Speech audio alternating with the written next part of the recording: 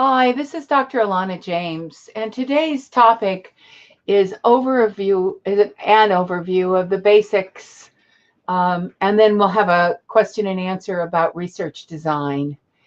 It's this series of short conversations is intended to clearly delineate the parts and stages of this design process.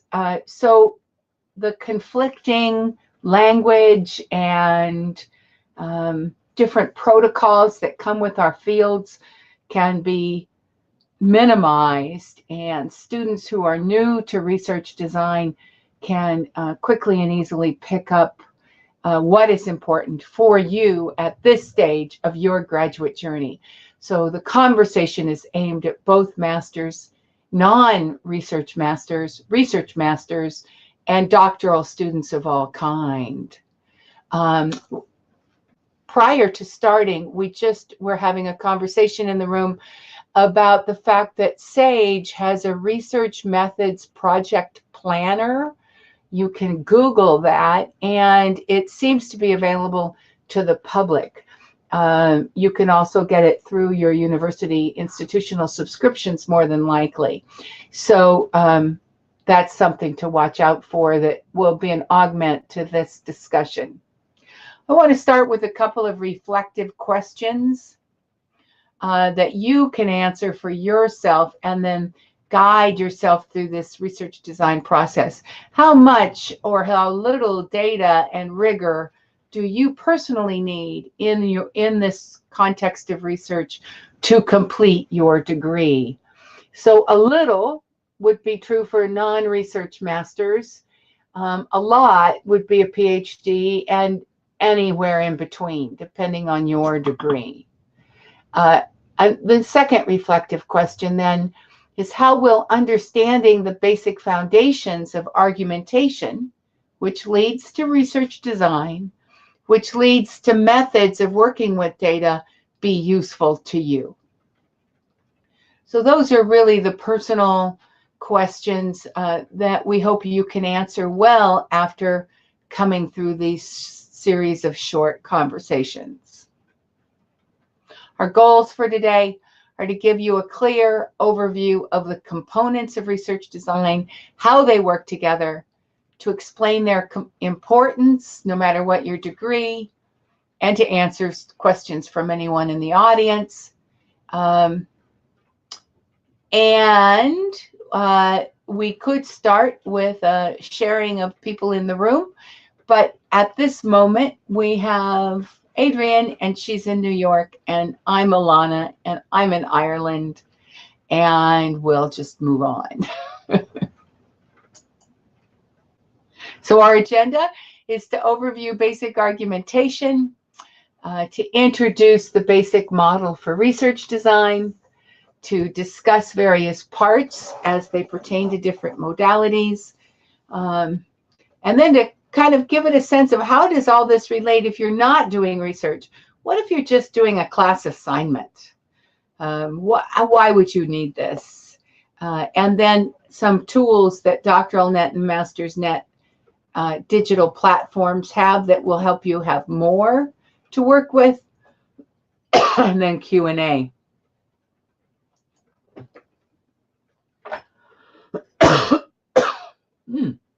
Excuse my cough.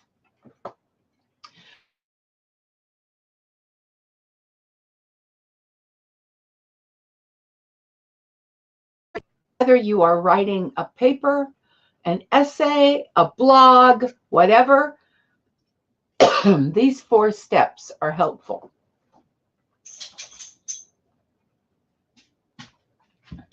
First, you need to make a claim. You need to know what your claim is. Then you draw out the evidence you have to support that claim, and you tie it to what is known. That's called the warrant. And the way this comes out in a article could be in order. We have a claim. We've seen this evidence to make us want to look into it. When we look into the literature, or we look at our context, or we look at what else is known. Say an article you just had to read for class. You can say that because of what is known and the evidence in number 2, you have quote unquote proven number 1. That's the basic structure. There are all kinds of structures that go with it. So your university site will have snippets from a webinar that Dr. Maria did. And with those snippets, you'll see that there are different kinds of arguments. There's a lot more to it, but this is the basic. And there's a basic model for research design. So our second snippet is to just say that these 6 parts are always necessary in research design. They all have different words, and we'll go into that in different contexts. We'll go into that for a minute, but they're always necessary. You need to have something you are studying, whether it's an issue, a question, a hypothesis, an idea, whatever it is, you have something, and you have a reason for studying it. And then underlying those 2 things, you have a theoretical or conceptual or epistemological, some kind of underlying framework of how it is, how the world is, how your idea fits into that, how the way your data is going to go together answers your question. That section answers the how it all works place. Then you also will have some kind of a methodology, a proven way to collect and analyze data that other people before you have put together and published, that this is a way it works to get a result similar to yours. With that methodology, that will lead you to then the actual methods you're going to use for data collection. So are you going to get data in words and experience, qualitative data, or are you going to get quantitative data so it translates into numbers and quantities? Are you going to get that data in survey form or interview form, or how is it going to come to you? Of whom? That's all part of data collection. And then once you have your data, how are you going to analyze it? Using what tools, what ideas, what methods? Those will largely be dependent upon your methodology. And all these things go together to address your issue or question or idea. Those 6 things are it. But there's a lot more to it, isn't there? And you'll have, so this next section will take those 6 things and we're going to add to them and show you how they expand to look more like what you're being required to do in your final document. See, our underlying 6 are still there. So let's take apart issue, purpose. 2 things, but actually they work out to be the need for 4 different things in most doctoral processes, if not master's processes as well. You need to have a topic, however you get there, whether it's an issue, a question, a lab situation, whatever it is. And behind that, you will need to identify the literature of other people who have done similar studies that lead up to or go together to form the puzzle that is your study. And you do that through your lit review. Your topic plus your lit only works when you have a context for your particular study. So that context can be your actual location. It can be the state of your field at the moment. It can be someone else's study realigned or reset up in a new way.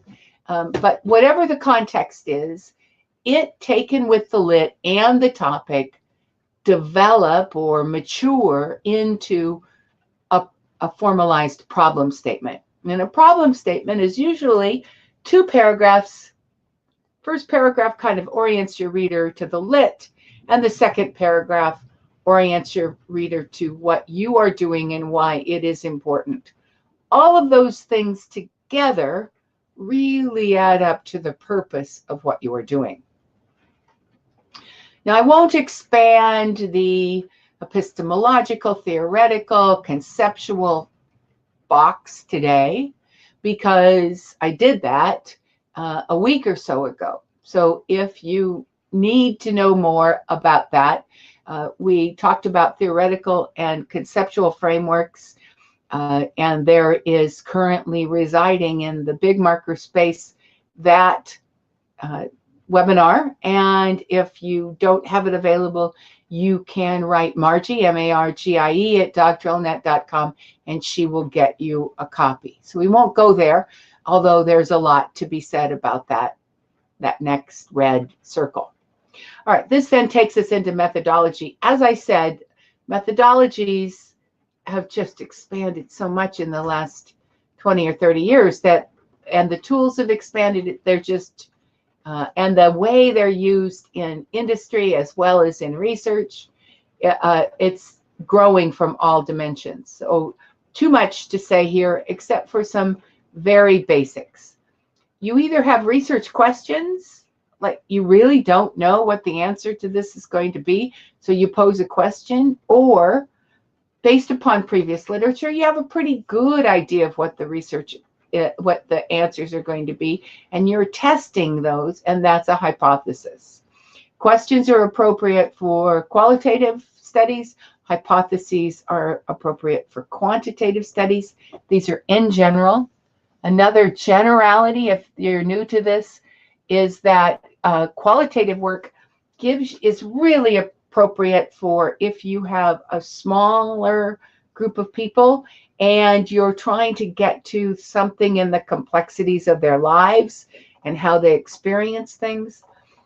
Quantitative work is more appropriate for larger populations of people if you're in the social sciences, because you're going to be asking survey questions and you're going to be reducing their answers to numbers.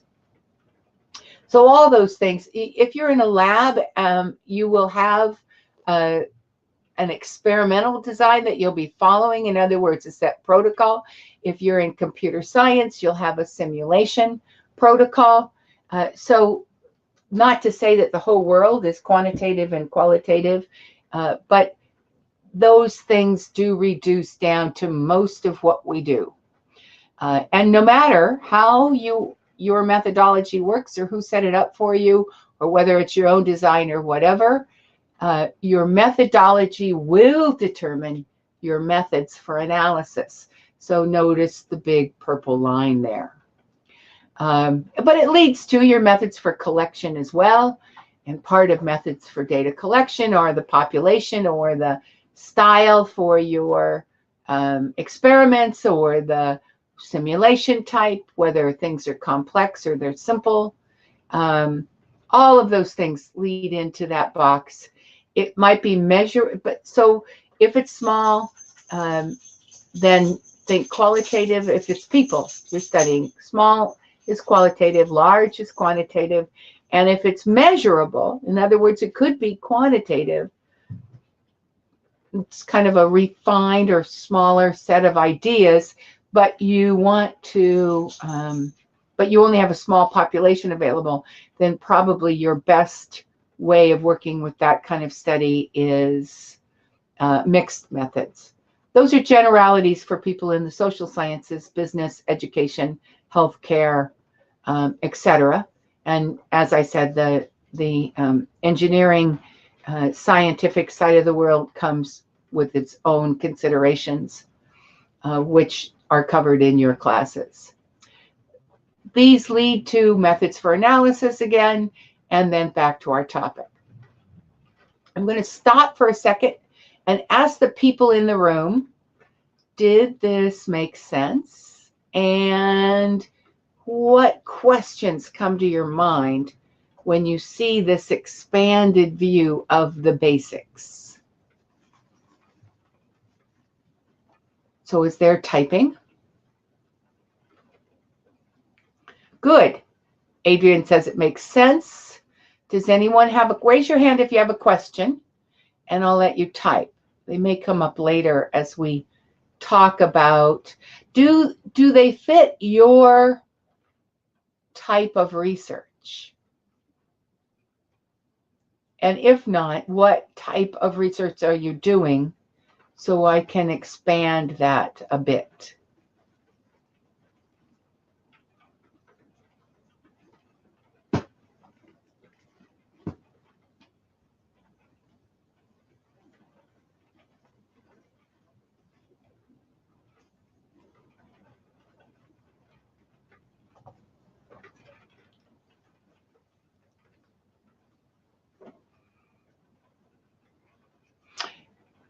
Go ahead, Adrian.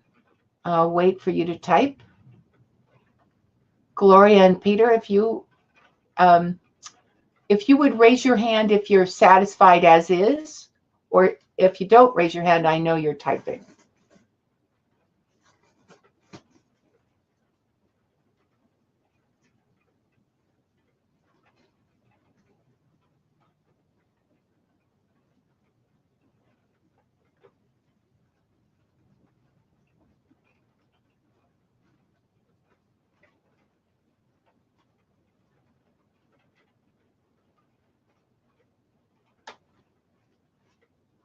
You have your microphones on too. No problem, Peter. Did you catch the red by itself? Because those 6 things is always part of any research. And I'll go back. The very first thing we started with was how argumentation works. And in a minute, I will tie argumentation to this. So to try to give you a heads up. Adrian says that I like that you actually flesh out the stages that go behind what we see on the surface. Yeah, it used to be I only taught the red parts, the deep red parts, because they are, in fact, what what you absolutely need to have. Those 6 things absolutely need to be there. You cannot talk about research design unless you have those 6 things. Sometimes the epistemological, theoretical, conceptual gets hidden because of the type of research you are doing. So if you're in the sciences, there's a strong theoretical, empirical component, but it's so strong you sometimes don't even have to mention it. It's assumed. But they are all there. And if you're just starting in this, and here's the important thing to me, no matter whether you're just writing a paper, so you're using the basics of argumentation, or you're writing up a final PhD, the people you are writing for have this system hardwired in their brains. It goes with first doing your own PhD work and then working with others who are working it. Somewhere along the way, it just is how you see the world, how you think about things being put together. And yet we talk to students all the time who don't have it hardwired, and therefore it causes miscommunications. So that's what I'm trying to avoid here. And Adrian, I see you put your hand up again, so I'll wait. It's useful to have this as a conversation. And Gloria, if you have anything to add, feel free. This is the primary place where it is all stretched out how it works. And then I'll take it into argumentation.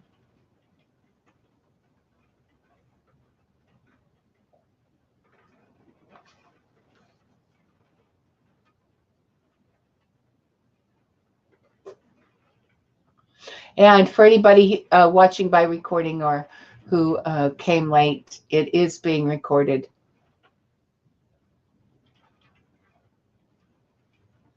Okay, very good and very useful. Excellent.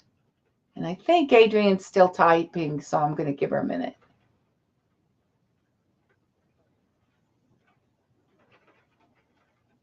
Thank you, Gloria.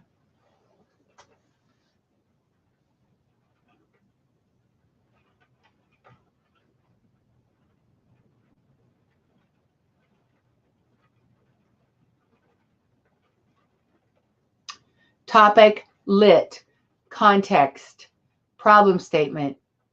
These steps get performed iteratively. Yes. Especially for the lit review chapter. Yes. And the iteration, I used to picture it as a spiral, and I still do. The iteration is often, okay, I'm looking at my topic. Where's my topic going to be? All right, I found some lit that adds up to something I'm kind of interested in. Oh, let me see what I can get to that context if I can find a methodology, if I can put it together. Oops, something didn't quite work.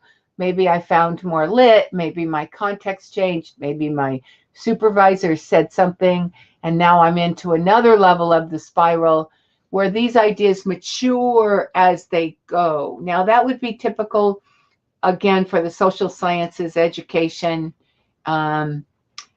business, healthcare, that world,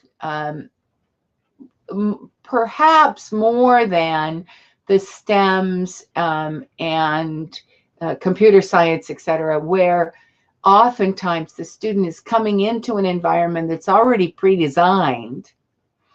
They may be actually completely supported to do research by an outside party who wants a certain kind of research done. So they come into a lab setting, they're given a task, they do the task, and then later on they have to write this stuff up. But they didn't have to go through the initial 6. So then the iteration then is different because it's kind of a retrofitting.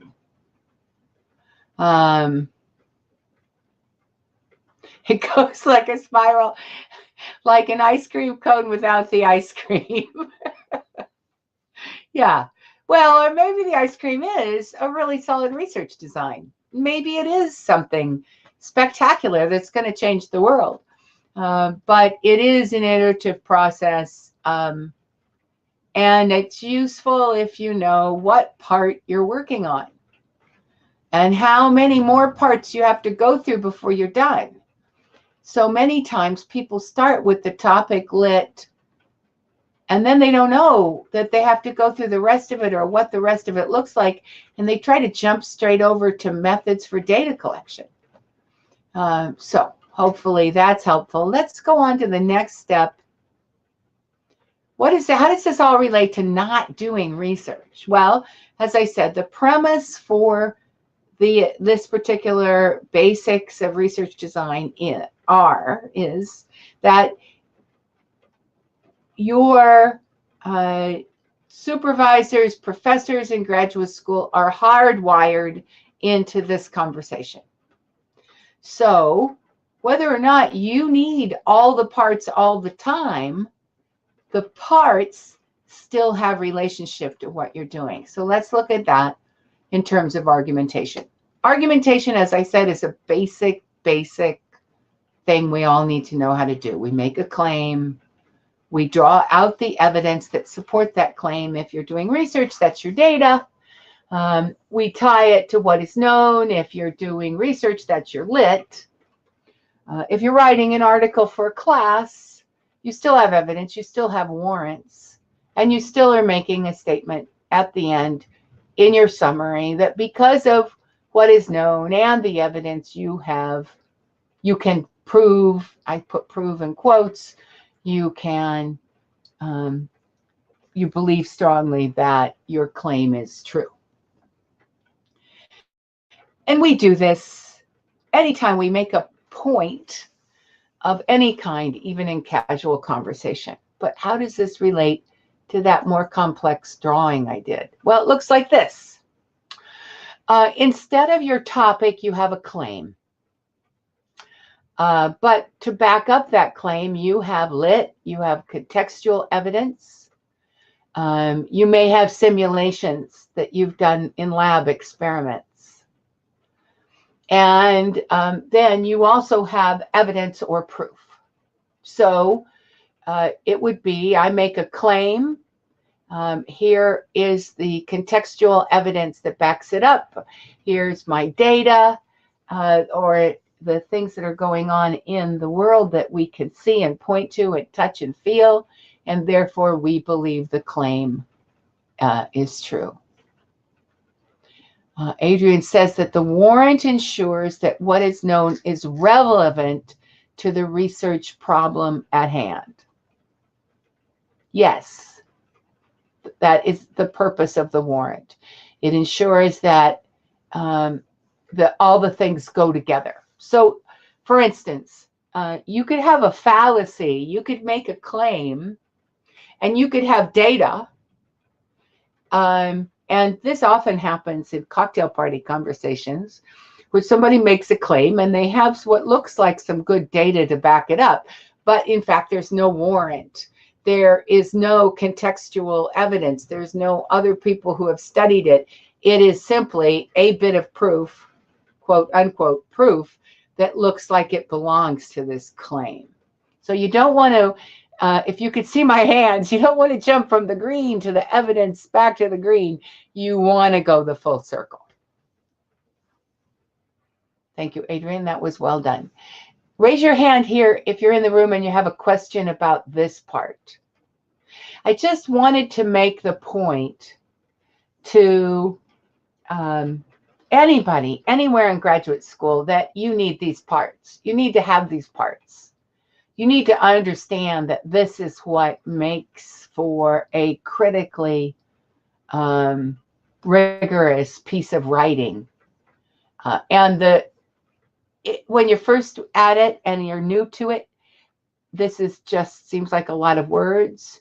But if you just bear it in mind and occasionally come back, the pieces will fall into place. And then once you have it, you'll never write an argument again that doesn't have all the right parts. That means that everything you do is easier in your writing. No hands raised? Okay, so I've been encouraged by other students that I should spend a little bit more time on how the Doctoral Net and Master's Net universities' websites can be used to back up the topics that we cover in our webinars. So you're going to sign in to either a university site, or if you're an individual customer, to the main.doctoralnet site, which is for individuals. And when you sign in, over in your far right-hand side, you have your account. Now, you may have different menus at the top. That goes with how your university set this up. But under your account, you have something called Video on Demand. And I mentioned today the argumentation. You can watch the full session with the red line going down. You can go to Videos on Demand, and you're going to find several videos there that are useful to you on starting your research process, what's involved in the research process, and ending your research process. And that's good for both, and we have things for both master's and doctoral students. And then I'm going to come back to the resources tab I have the last arrow to in a moment. Once you scroll down, this is the same page. Once you scroll down, you have self-assessments. They are quick survey type instruments, and you can survey your ideas about those 6 parts as you go around. And anytime you make a change in one of those deep red circles, you're going to make a change in all of them, at least a little. That's why, as Adrian pointed out, it's iterative. I also just want to point out you can do a live search on any topic that you're interested in, any of the words we use, and you're going to come up with other kinds of tools to help you. This learning snippets are, they're short little videos. They're portions of the webinars that just look at a certain thing. And then, of course, you can look through what's upcoming in webinars and sign up for the ones that are appropriate to your research type. I mentioned that I was going to come back to the resources tab. When you click into the resources tab, you're actually jumped out of your university site to a site on its own that is just resources. And there are two basic types. Opt-ins come to you over a period of time delivered by email. Box sets are a lot of information delivered at once. Both of those have things for research design, etc. And anybody who wants to stay around, I'll demo these things later. It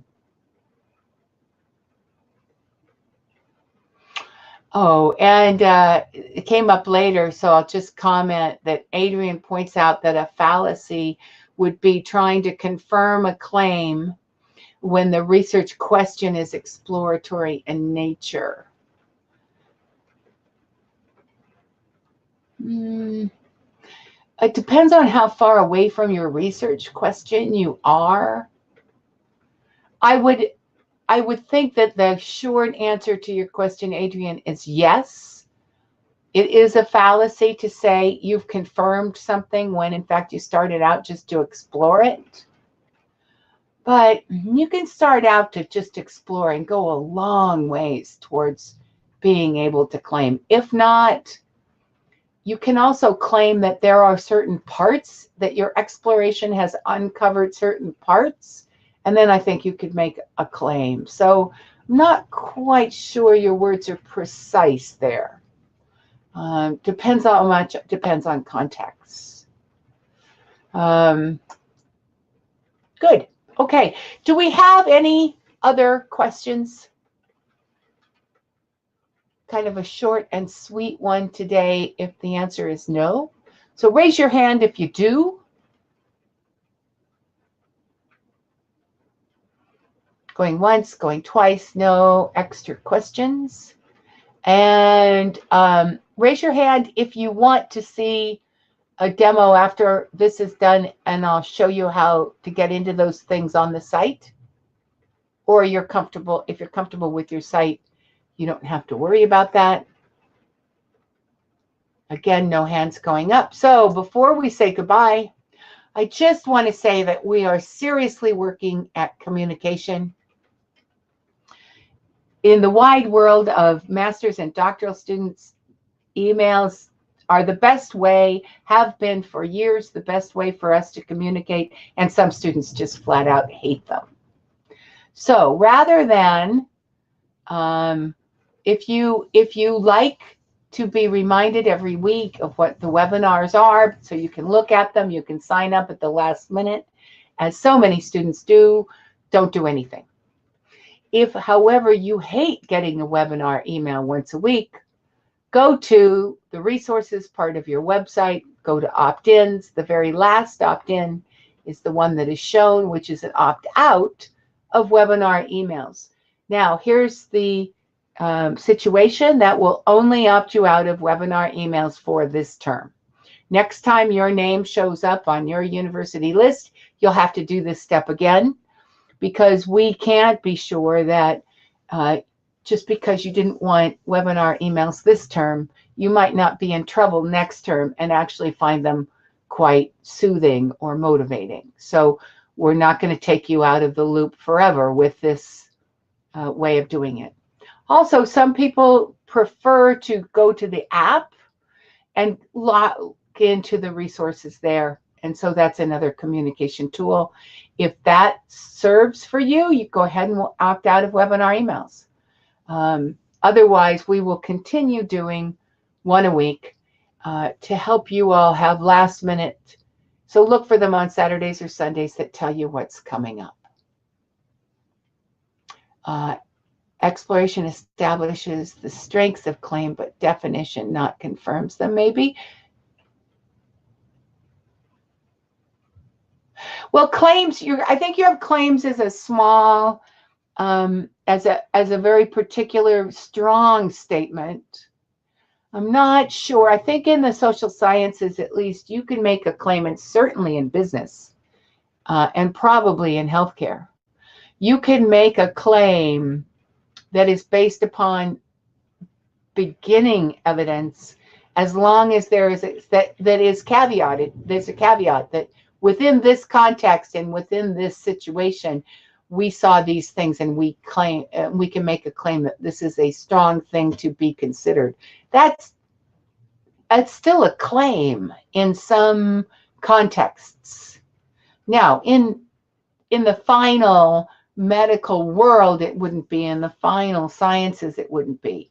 Then you would need, then everything you've said would be exactly right, Adrienne. So as much language, it's true for much language, it's contextual to your topic, I think.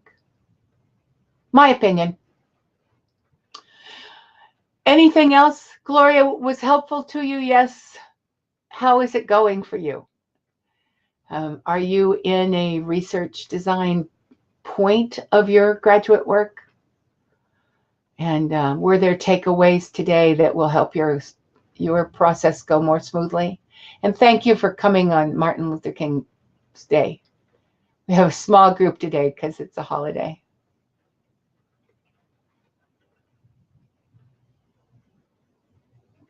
And with that, I will end the recording, of course.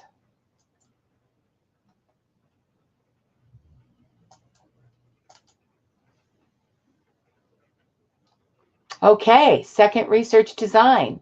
Well, these slides